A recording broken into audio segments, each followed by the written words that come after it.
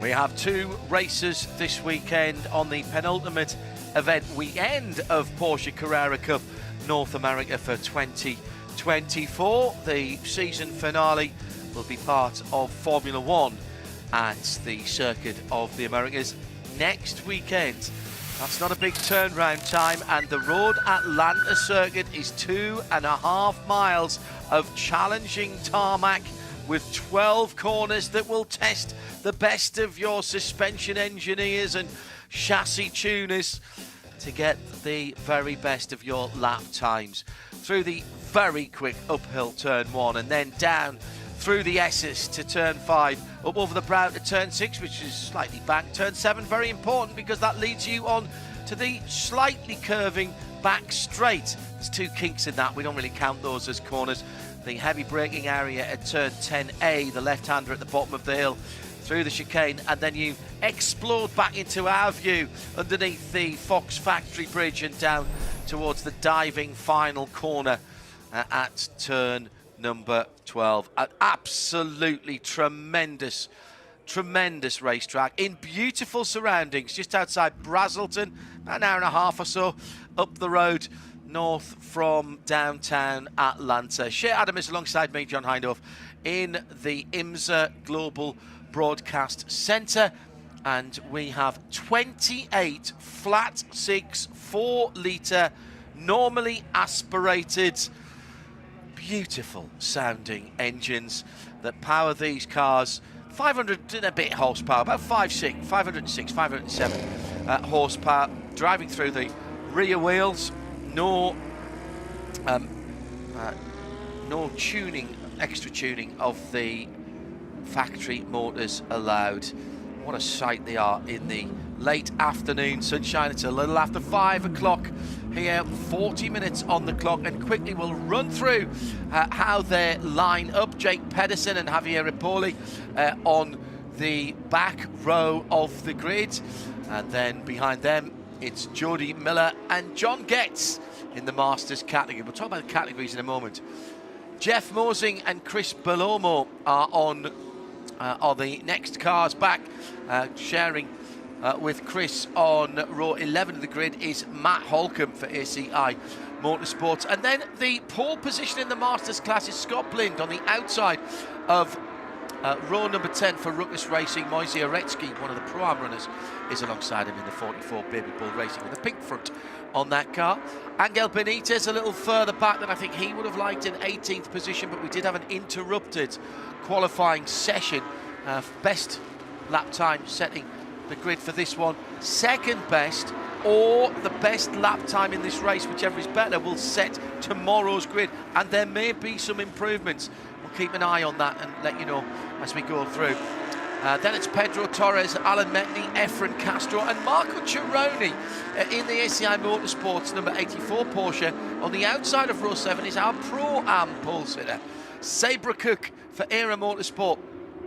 Once again, getting down towards the top 10 in her qualifying. She is on the inside of row 7. On row 6, it's Michael Cooper for Baby Bull and Colin Comiskey for Top Racing Performance. Row 5, Madeline Stewart, great qualifying performance for her, puts her in 10th on the outside of row 5 for JDX Racing. Jimmy Lebre for ACI Motorsports in the number 2 car in 9th. Yves Baltes, ACI Motorsports in the outside of row 4 in 8th position with Michael McCann for Kelly Moss alongside him. Elias De La Torre for JDX Racing is on the outside of row 3 with Dan Clark for Era Motorsport. He is on the same row in position number 5, front of the grid. JDX Racing, Zach Vanier for the 4th spot, and the number 9 car then will line up against Ryan Yardley for Top Racing Performance. And on the front row, Luke Hartog can't clinch today, but could clinch the championship this weekend. On pole position, it is Alex Sedgwick who'll bring them to green. 40 minutes on the clock, and the JDX PT Autosports car is on the inside and gets the hammer down. We are racing in the evening sunshine. Beautiful day. Track temperature up at 30 Celsius, helping those Michelin tyres come up to temperature and pressure. making those Yokohama tyres come up to temperature and pressure side by side for the lead. And here comes Luke Hartog, our championship leader. He gets through on the inside of the pole sitter. That was a champion's move there by the green and white number 24, but he's getting understeer at turn 5. Those Yokohamas still struggling for a little bit of grip there. No tyre warmers allowed. Down towards turn 6 for the first time. Clean start as the number 4 car, Elias de la Torre, out defending a little bit on the right hand side. But I'm impressed we've all got through there. Beautiful, as I say that, turn 7 claims a victim, and that is Michael McCann of Kelly Moss Racing. Turn 7 is the corner on this track where you think, I can go faster through here. I've left something on the table, until you don't, and you've got the Georgia clay on your Yokohama tyres. Down the inside, big move for the leader of the race, and he's overdone it, and he's going to go back to third, and from third position, this is a tremendous drive through for the number 9. Zach Vanier comes through, and at the end of the first lap, it's all changed. Vanier leads, Hartog recovers to second, Sedgwick third, but under pressure from the number 78, Ryan Yardley, in the gold and black car, and he will go through into third position. But here comes Sedgwick coming to the top of the hill, and now I'll take a breath and say good afternoon to Shea Adam.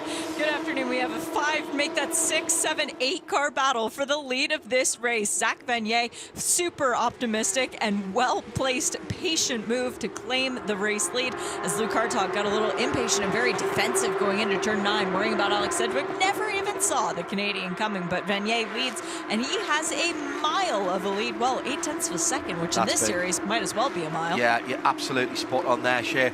I intimated there going through the Porsche grid that Luke is in a great position. He is. Can't quite clinch it today.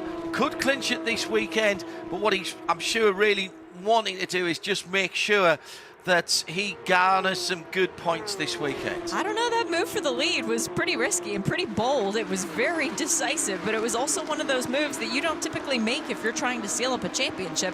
He can seal it up tomorrow, but he needs a big enough gap. 56-point advantage over the next place car. The next place is Alex Sedgwick, and Alex Sedgwick took 2 points for pole position today. And how many is he ahead at the moment? He is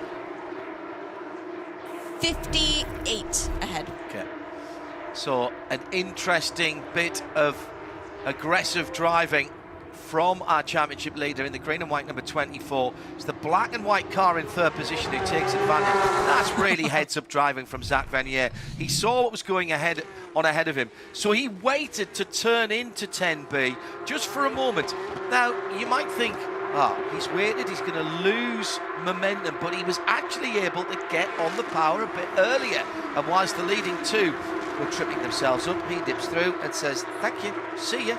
I wonder if Zach Vanier was hearing Braveheart playing in his head with Mel Gibson going, wait, hold, now, because that's exactly what he did. Zach claiming his best ever finish in this series with the win at Miami, race number 2, but he's also been second a pair of times, so he's really coming into his own this first year in this championship at this level of racing, John. Remember lap 2 when Michael McCann went off at turn number 7. That is being looked at by race control. Now, they've got more looks than even we have with our colleagues at NASCAR Productions, and so they'll be keeping a weather eye on what happened there, and they are investigating that to see if there was a little bit of help for Michael as he's fighting his way back through in that number 8 Kelly Moss car.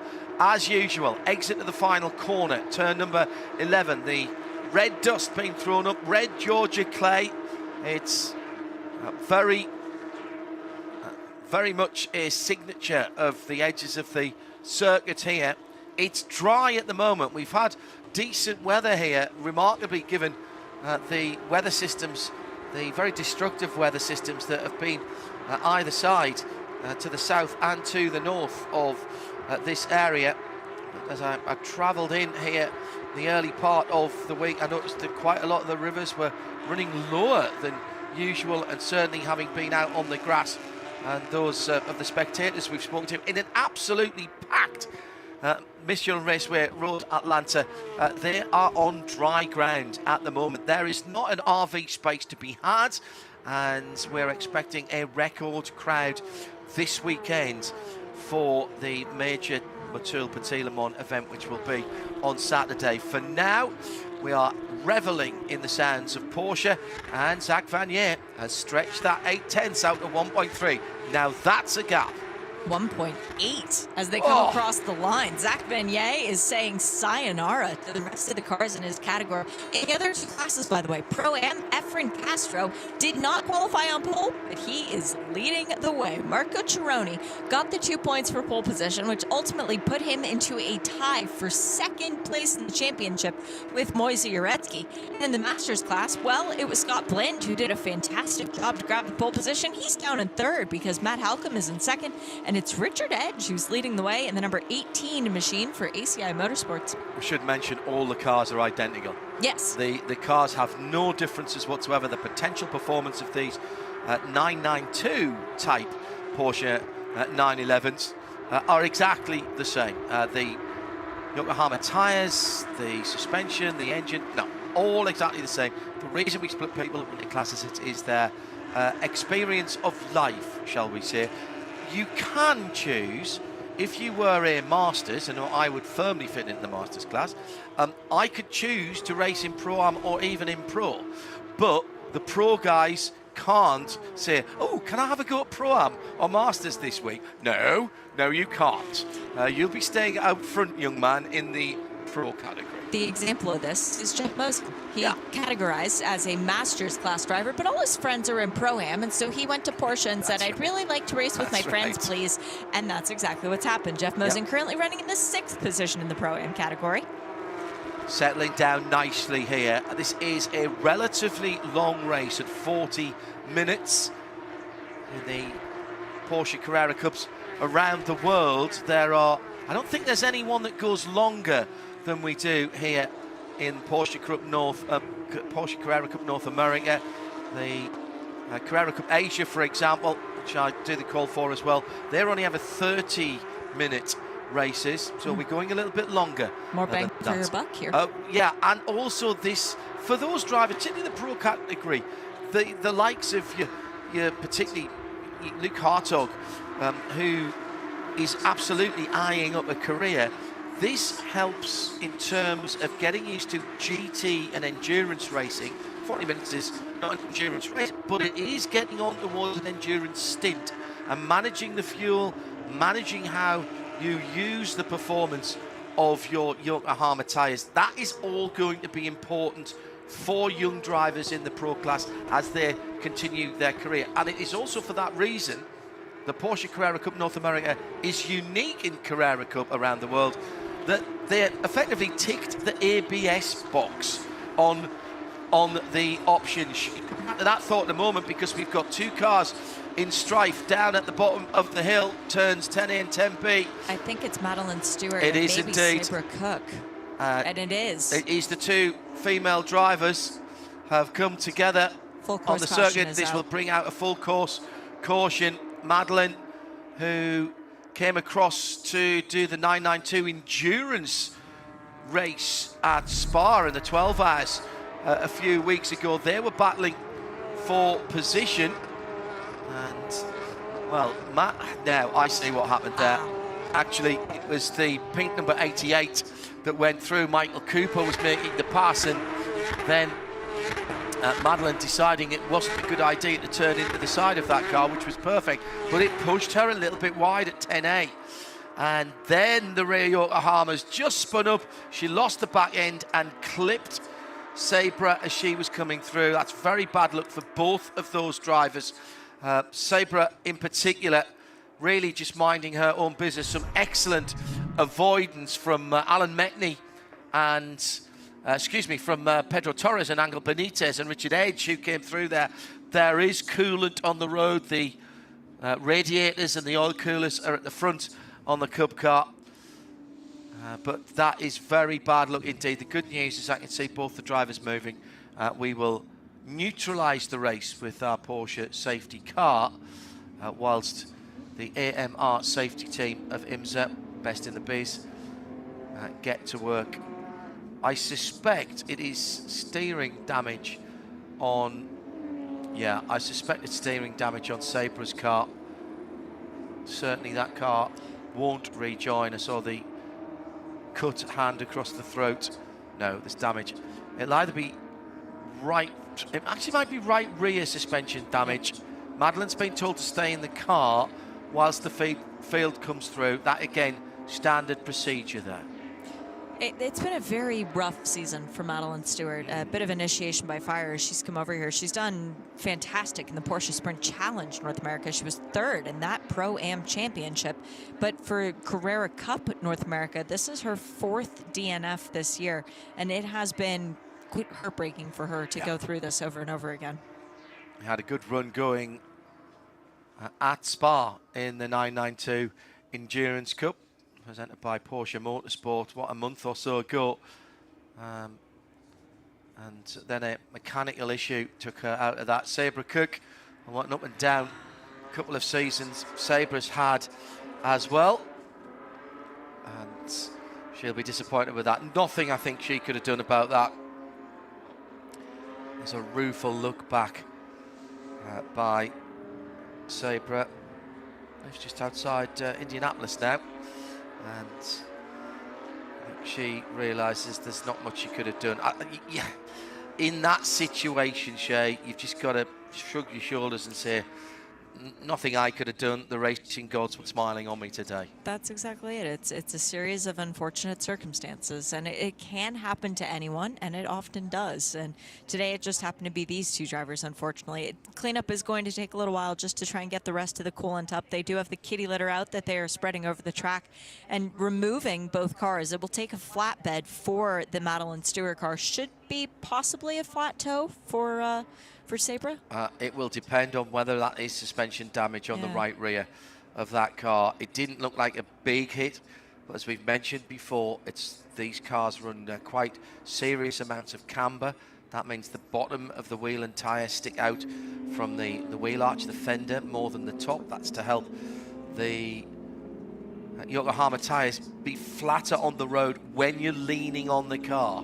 It then pulls the tyre to put the maximum amount of Yokohama rubber onto the racing circuit. And therefore, you can get wheel-to-wheel contact, and I think that may have been the issue. Safety car pulling the field through. I don't think they can quite use the cutout. No, it's just before the cutout, so they're having to pick their way through. So the corner workers are basically going to have about 2 minutes after the field's gone through before they come back again. Already we've got Madeline's car being pulled out of the way. Now that car, I think suspension wise, is fine. They won't want to start that car because it's got no coolant left. Fun fact, racing cars are not allowed to use coolant that contains any form of glycol, because that's very slippery indeed. So Michael McCann comes down the inside of the pink car. Madeline goes wide, spins up the back end, and just off the racing line at that point. Yeah, and that's not the fault of Michael Cooper either. Michael Cooper, he made a very decisive pass. Yeah. He let it be known that he was going to be making the pass. Madeline didn't see him initially, but that's not Michael's fault. No, but it was heads up driving by Madeline, not to drive into him. She adjusted her line, just opened her hands on the wheel, has to try and then get back across to the left-hand side of the track to open out 10B, which is a right-hander. And in doing so, maybe just pinched the corner. But as I say, I think more significantly, her right-hand side Yokohama tyres were off the racing line. And we've had a lot of running today. We started off at 8 o'clock this morning. Yeah, and the last time these cars were out, they were the second thing on the racetrack this morning. They had only had the Mazda series out qualifying before them. So for the Porsches, and particularly for the Yokohamas, there's a lot of rubber out there that's alien that they don't know what to do with. So this is an interesting example that we need to pay attention to for the upcoming sessions, because when we get to the next session after dinner break, that's going to be after this race, that's going to be Pilot Challenge qualifying. They're also on Michelin's. The last time they were out, was after Carrera Cup was out, so they should have a better understanding. More damage than I actually thought to Madeleine's car on the right front. There's a little bit of metal damage on the fender just in front of the left rear wheel. The front air dam, that can be replaced. But you know what? I think the steering's okay. It will be, I think the more difficult recovery is going to be Sabre Cook's car, as that car may have some right rear suspension damage, and that car's got to be taken out of the gravel. They won't want to pull it out backwards for the simple, brilliant stuff, as always, by our recovery teams. They've got the rollback as close as they could to Sabre's car, and the number 37 is being very carefully put on. They've got some wooden ramps that they use to lessen the acute nature of the angle between the rollback and the ground, so as not to scrape the front end as the field go through. It's not people spewing oil, by the way. That is the oil dry, effectively, the kitty litter getting thrown up. One I was going to say, Zach Vanier is totally on the radio going, oh, there's so much oil. Oh, it's terrible, terrible. So we can't go back to green. This needs to keep going. For 23 minutes and 25 seconds. Just thereabouts. Yeah, absolutely. Well, it probably only needs about 22 minutes. Yeah. Lapping in 3 minutes behind the safety car at the moment. And well, let's give you the rundown, because nothing's going to change for a little while. Before we do that, thank you very much to our track services, to our medical, to our intervention vehicles and the AMR safety team, and also to our recovery. It's the steps team around here at Road Atlanta who've been providing the services for very, very many years. They come to some of the other circuits that IMSA race on as well, including Daytona, if memory serves. And of course, all our volunteer marshals, whether they are on post, whether they are observing or waving flags, and indeed everyone who is on the gates helping us park our cars, as they did this morning and yesterday. We thank you very much. We can't go motor racing without you. You give us the most precious gift that you possibly can, and that is the gift of your time. So thank you very much for that. So here's how it stands. At the front of the field, JDX and Zach Vanier is leading. In the safety car line, it's Kelly Moss and championship leader Luke Hartog. Started from second position, is in second position. Ryan Yardley, top racing performance. Good move early on by the gold and black number 78. Top racing performance car. JDX's Alex Sedgwick, JDX and the PT Autosports team collaborating there. Glad to hear that Jeremy Taylor feeling a bit better. I know he hasn't been too well lately. JD, thanks for the message earlier in the week. Glad to hear that things are going better for you. The 98 car from pole in fourth. Dan Clark, Era Motorsport, 64 car, bright yellow on that car in fifth. Yves Baltas, ACI Motorsports, the 15 car in sixth. In Pro-Am, Efren Castro from his Kelly Moss teammate Alan Metney, 65 from 99. Marco Cironi, a consistent thorn in the side for Alan Metney down through the years. We've had some great battles between those two in Pro-Am. Moise Oretsky's one car further back, Michael McCann in between that battle between the first three and the fourth place driver in Pro-Am. And in Masters, Richard Edge for ACI Motorsport in a very creditable 17th position overall. He's got Richard's got Jeff Mosing behind him, and that gives him a one-car cover back to Matt Holcomb for ACI Motorsport in the number 55. Matt was leading the championship. Still is. Yeah, he's got a 41-point advantage over Chris Palomo, but it was a lot bigger of an advantage before Indianapolis Motor Speedway. And Chris Palomo has really been putting it together in the second half of the season. I said earlier, first half of the season last year, we had a Masters Championship runaway, and then it came back together. We're getting that again this year. Yeah, well, behind Matt Holcomb is Scott Blind, and Chris Palomo will be right there in the restart. It will be a single file, nose to tail, or tail to nose actually, I suppose, from the front. Restart, and we are running at just under 3 minutes. Now what's interesting is that the safety cars picked up the pace by a good 7 or 8 seconds a lap, which suggests to me that we are getting ready to clear that area at 10A and 10B of safety vehicles. So we'll keep a weather eye on the yellow lights at the top of the safety car. Beautiful white Porsche Carrera. It's down at Porsche's North American headquarters, which is down at Atlanta, along with Porsche PEC, Porsche Experience Center ATL, hashtag PEC ATL, right on the end of the runway of the main international airport there. It's been extended recently. That extra loop is pretty impressive. Talking to some of the prototype drivers yesterday who were doing some demonstration drives around there, they came in with pretty wide eyes down there. They'd been given a variety of Porsche street cars, a run for their money, including the road-going counterpart of this race car, the Porsche 992.1 GT3 and GT3 RS. And trust me, the noise was as intoxicating as we have here. They were having fun down there. You don't have to be a Porsche owner to go and experience the Porsche Experience Centres. There are 8 around the world now. The original at Silverstone, in my neck of the woods, 2 here in the US, one just outside of Los Angeles, one here at Atlanta. If you want more details about that, go to Porsche's main website and search Porsche Experience Centres, and you'll find out if there's one in your part of the world. Basically, and I know this sounds ridiculous, you ring them up, you book a time, you rock up and you drive some Porsches really quickly under instruction. Yes, it's true. That's how it works.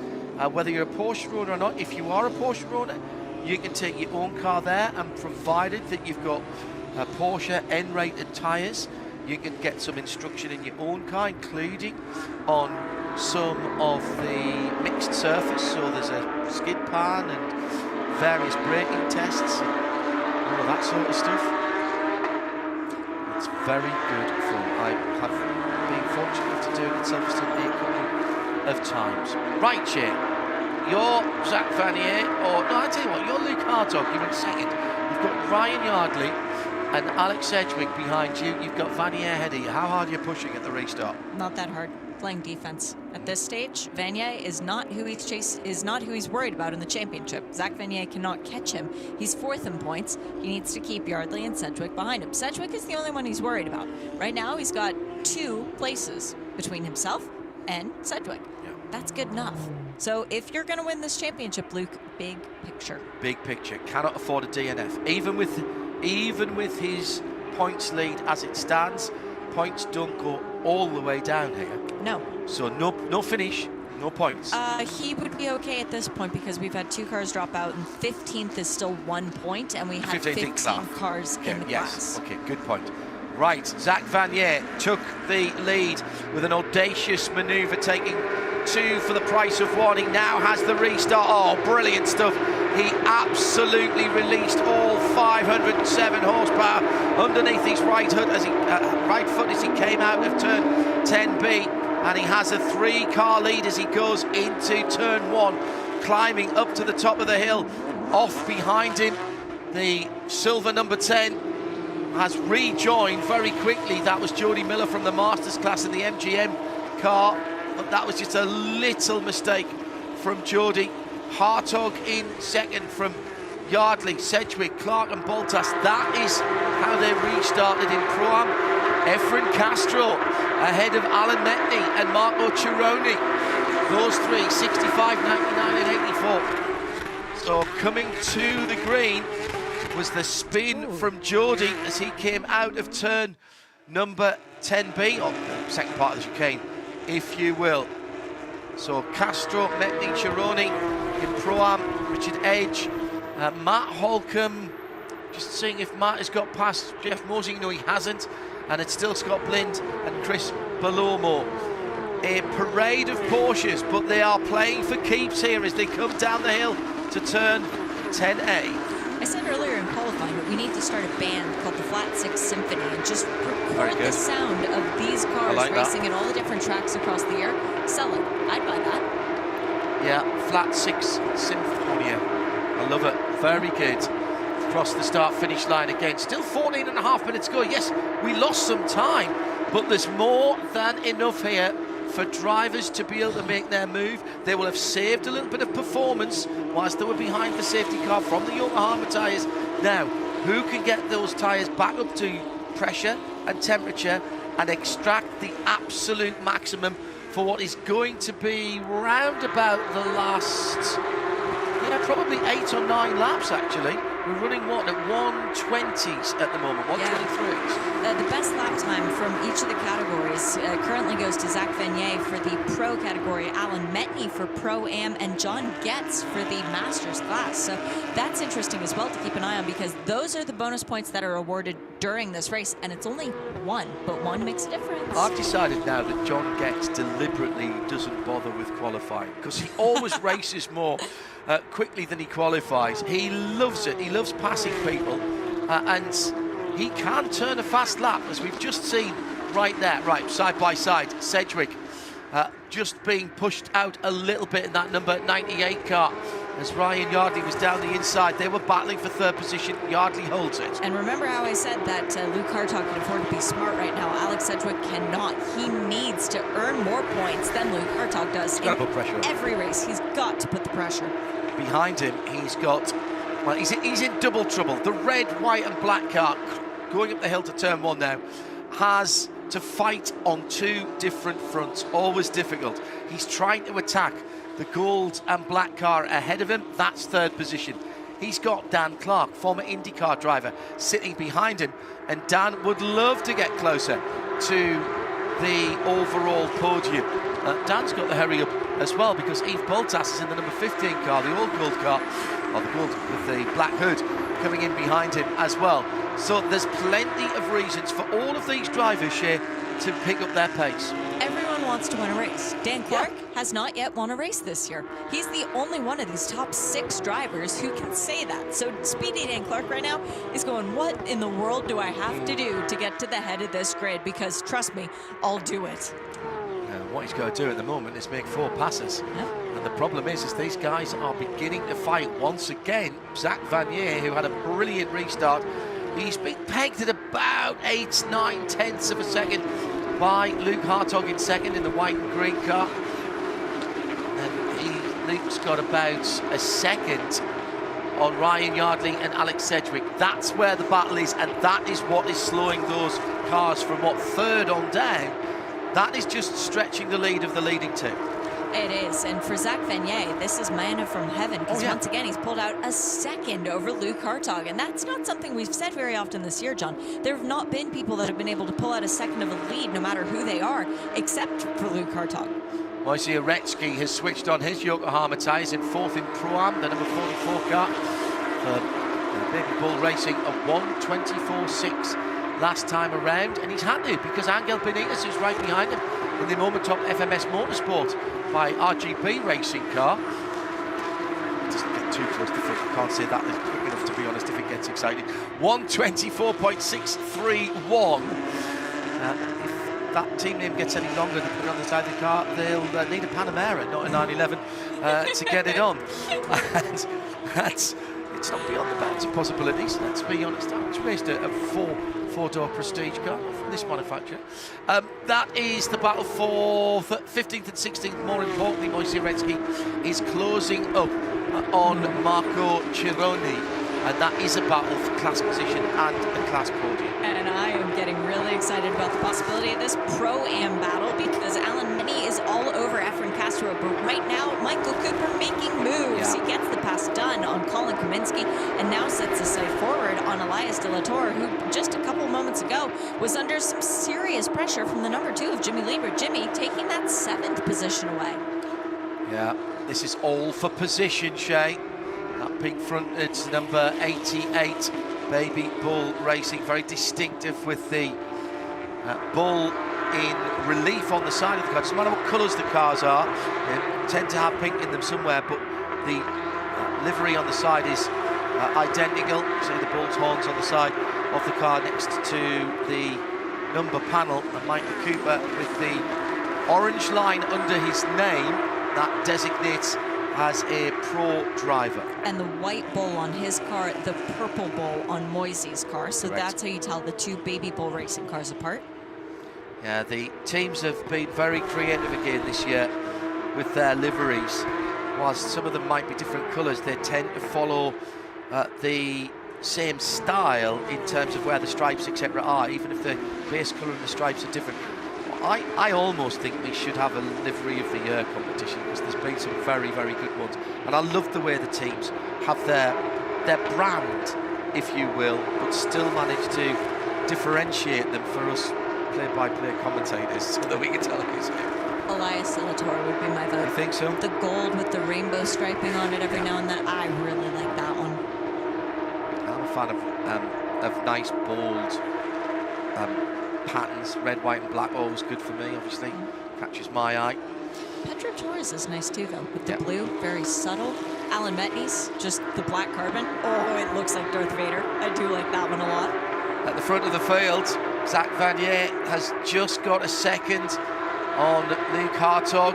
Luke, though, with a good second on the chasing cars, Ryan Yardley and Alex Sedgwick. This has been a great run so far by Zach Vanier. JTX Racing have been great supporters of this championship in its many guises down through the years. Carrera Cup North America is still relatively new as a Carrera Cup, let's not forget, but was important enough for this championship a few years ago to be the first Carrera Cup in the world to race this 992 Cup car, even before Super Cup had it. And that was a real feather in the cap for the North American racing marketplace and for Porsche Motorsport North America. Let's be honest, John. They've lived up to the billing. This championship, we have had great battling the entire way through. Last year, yes, we had a similar situation where Riley Dickinson was able to seal up the championship before the final round. But this year, so many different winners. Yeah, Luke's won a bunch of races, but we've also had a bunch of people win a race.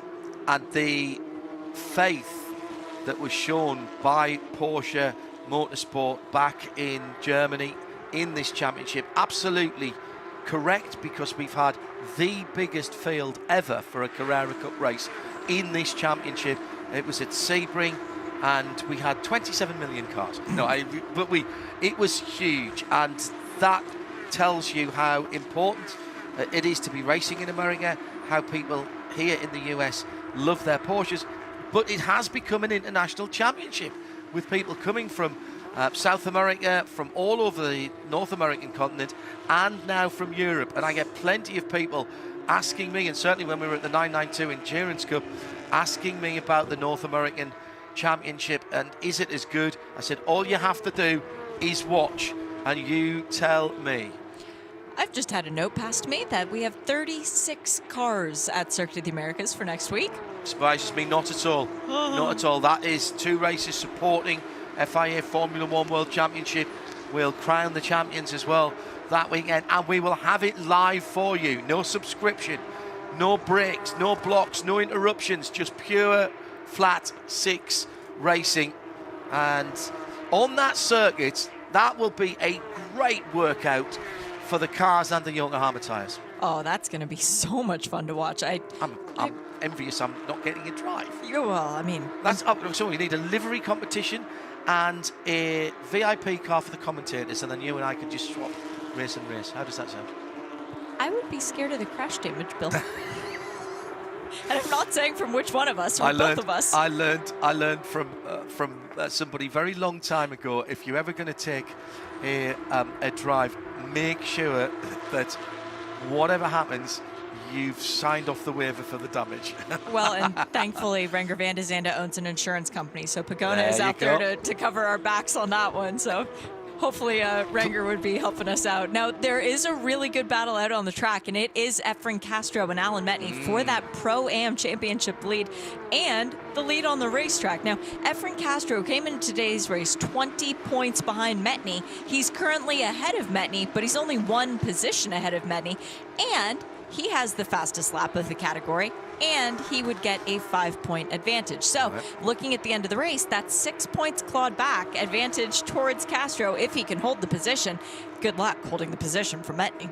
Last 5 minutes of the race, the Georgia Clay dust storm at the end of the final corner, the start of the front straight, right underneath our global broadcast centre, and at the sharp end of Pro-Am, Castro then with that number 65 car with the white stripe. Now again, you see, that is your typical Kelly Moss colourway, even if it's not the same colours exactly as some of his teammates. The car that bucks the trend there is Alan Metni, because he's also being run out of the Kelly Moss awning, but he has his own colour. Oh, now, bit of side-by-side and a bit of a touch there from the number 45. Interesting. That was a moment or two ago for Scott Blind and Jake Pedersen. Was that Jake Pedersen, the pro car? And yeah, it was the GT silver car. The cars are all supplied in that GT silver colour, by the way. Because that's a backup. Jake Pedersen had a crash in qualifying. He brought out a red flag. That's why he started so far down. Thankfully, Kelly Moss, the team he's with, had a lot of cars. Had a very unusual incident at the end of the front straight. Yes. He lost it coming out of 12, and then didn't hit the wall until almost the entrance. Yeah, okay. it was I saw the aftermath, coming. not the actual accident. Yeah, unfortunately, I caught, my eye did catch it. Efren Castro, by the way, just to wrap up this thought about the Pro-Am battle that's taking place, 2 times a champion, 21 and 23. He was second in 2022. Alan Metni, multi-time champion in the previous iterations and Carrera Cup North America. He's looking to try and get a second championship in the Pro-Am class within the last 4 years. So basically he wants to tie Efren Castro. Yeah, it's been those two. It's been those two. Jeff Mosing in the rhubarb and custard, yellow and dark red car. It's the number 56 machine, and he is right with Elias Torres as they are battling for 5th and 6th in Pro-Am. Right, let's go back to the front of the field. I'm very impressed with Zach Vanier. Luke Hartog has not given him an easy ride. He's holding him at about 1.3 seconds. I would suggest now that Luke is in collect as many points as possible mode. Ryan Yardley is not going to be a factor here in terms of bumping Luke down. So Luke needs to bring this home and take home second position points. The driver I think he'll be disappointed is the man who sat on pole position. Alex Sedgwick needed to get ahead of Luke Hartog. He did early in the race, couldn't stay ahead. And he also got the pole position. So he had all afternoon to think about how he was going to win this race, and not even finishing on the podium. That is a real gut punch. Also looking at some of the lap times here compared to qualifying, there are going to be people who will change their position from the truncated qualifying session that we had because of that red flag. And one of them, of course, will be Jake Pedersen, because he lost his fastest 2 laps. You're allowed to make that back in this race. So effectively, if his best race lap is faster than his third best qualifier, then that will set his grid position. And I would wager, not a huge amount, but I would wager something that would be the case for Jake and 1 or 2 other people. Just having gone quick, Chris Palomo's put his fastest lap of the race in. The young Armor's still got some performance for him as he's in 4th position in the Masters and only half a second behind a spot on the podium. Scott Blind has that at the moment.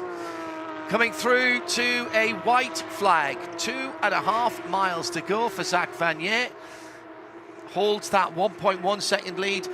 No worry about DRS. We don't have pass flaps here. If you're going to pass someone, you've got to plan and scheme.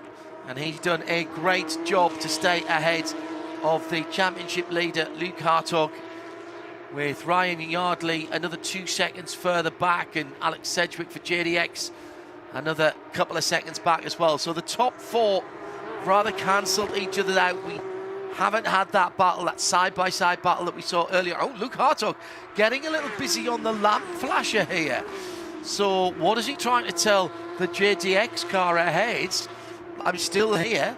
Hey. Maybe just trying to catch his attention in the rear view mirror. I think if I'd been the team of Zach Vanier, I would have been saying, tilt the mirror up to the roof. Yep. Don't look back now. Actually break Focus it off. forward. Just throw it out the window. It's fine. Focus forward. Hit your marks. Brake point, turning point, acceleration. That's all he's got to do. He's got 3 corners to go for Zach Vanier and JDX Porsche number 9 to notch up his first victory in Porsche Carrera Cup North America. He did it with a tremendous 2-car pass to the lead, and he converts. Zach Vanier then wins it from Luke Hartog. Ryan Yardley yet to come on. There he goes through. Now, what about the Pro-Am battle? Waiting for that to come down the hill as well. With Efren Castro and Alan Metney, they've been battling and they've finished line astern there, half a second between them. With Marco Cironi and Moise Areski in 3rd and 4th. And in the Masters category, Richard Edge has driven a super race. Quite lonely, actually, for ACI Motorsports. But Matt Holcomb gets up to 2nd ahead of Scott Blind. And Chris Palomo gets ahead. I know he was ahead of John Getz. So it'll be Edge, Holcomb and Blind on the Masters. Zach Vanier, Shea Adam takes the victory. He does, and with the points for fast lap as well, he might even have moved himself up into 3rd place in the points standings. I need to finish doing the arithmetic. No, he is still 4th. So Luke Hartog with an 80-point advantage, 8-0 unofficially after today's race over Alex Sedgwick. Ryan Yardley finished 3rd. Zach Vanier with his 2nd race win. Yeah. The first one coming at Miami earlier in the year in the 2nd race, but he's still very, very strong day today. Race 1 winner, his 2nd on the season for Zach Vanier. Luke Hartog in 2nd place with Ryan Yardley. These are unofficial at the moment, got to go through post-race tech. Alex in 3rd position. In the Pro-Am category, it was Efren Castro in 11th position ahead of Alan Metney, and then Marco Cironi and Moise Areski. And in the Masters, Richard Edge from Matt Holcomb and Scott Blind. Well, bit of drama for a couple of the drivers, Madeline Stewart and Sabra Cook, finding each other out on the circuit. They didn't make the distance, I'm afraid. But the cars have the overnight periods to be repaired. Let's hope we see a full grid tomorrow. The championship is still advantage Luke Hartog. He could clinch it tomorrow, Shea Adam. An advantage is Pro-Am Alan Metney, 11 points over Moise Areski after today's race. So we'll be back to do it again. Make sure you join us at Michelin Raceway Road, Atlanta for the 2nd race of the weekend.